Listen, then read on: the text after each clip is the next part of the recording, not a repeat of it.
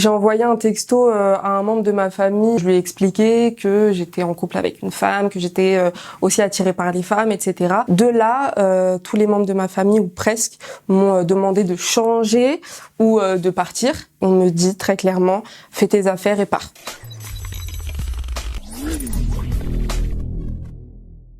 Salut, je suis Sarah, je suis queer et musulmane.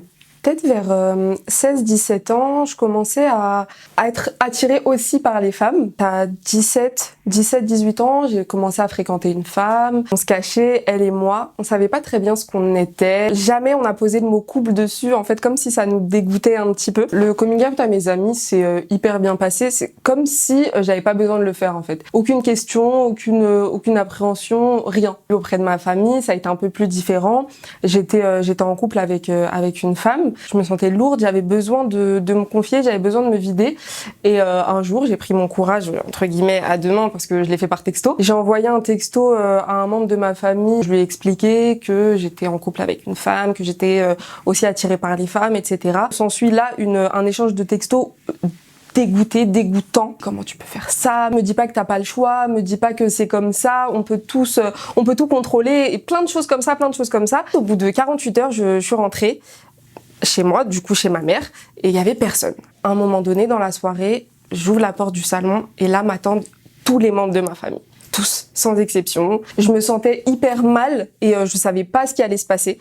Donc je me suis assise et on m'a demandé si c'était vrai. En moins de 48 heures, toute ma famille, l'intégralité de ma famille entière, même ma famille en Algérie que j'avais pas vue depuis quelques années, était au courant. Ma famille, depuis que je suis toute petite, on est hyper soudés, on est hyper proches, on est tous gentils et bienveillants les uns avec les autres. Et en fait, je me suis retrouvée face à des gens qui me considéraient presque comme une inconnue. De là, tous les membres de ma famille, ou presque, m'ont demandé de changer ou de partir. On me dit très clairement, fais tes affaires et pars. T'as 19 ans, tu te retrouves dehors, sans famille, sans personne, tu sais pas à qui te confier, t'es tout seul. J'étais pas là aux fêtes de l'Aïd, j'étais pas là au barbecue, j'étais pas là au mariage, j'étais même pas là aux enterrements, j'étais là nulle part. J'étais pas là aux anniversaires. Personne en fait voulait parler avec moi et personne ne me disait même pas bonjour. Fallait que je voie avec ma mère un soir, fallait qu'on se cale une date pour que je puisse venir couper le jeûne pendant le Ramadan avec elle.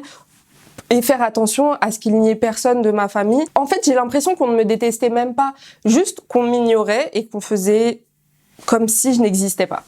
Je pense que ce rejet, il est forcément un petit peu en partie à cause, entre guillemets, de la religion. On nous inculque dès plus jeunes que l'homosexualité, c'est pas accepté, c'est pas toléré. C'est simple, il y a 10 annulatifs dans l'islam, et ceux qui parlent et ceux qui disent à longueur de journée que l'homosexualité et l'islam ne sont pas compatibles, ne les connaissent même pas. Donc à partir de ce moment-là, l'homosexualité et l'islam sont totalement compatibles. Tu peux très bien être de la communauté LGBT+, et être musulman. Tu peux être les deux et vivre de façon totalement normale. En fait, avec quelques années de réflexion et de recul, je me suis rendu compte que personne m'avait rejeté dans ma religion. Dans la relation que j'ai avec Dieu, personne ne m'a rejeté. J'aime ma religion, j'aime tout ce qu'elle m'inculque depuis que je suis toute petite. J'aime tout ce que l'islam m'apporte et je me considère pas moins musulmane qu'une autre femme qu'on reconnaîtrait de prime abord comme étant musulmane. Avec ma famille, ça va.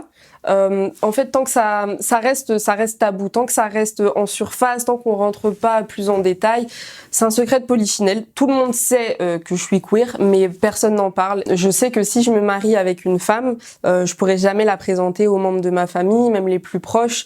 Ça reste vraiment tabou. Avec ma famille, donc tous mes cousins, mes cousines, mes oncles, mes tantes, l'oncle de machin, j'ai toujours pas de rapport familial en fait. Moi, si je pouvais parler à la moi d'il y a 10-15 ans, je lui dirais que t'es totalement normal. Ne te sens jamais illégitime. T'es pas moins musulmane qu'un autre.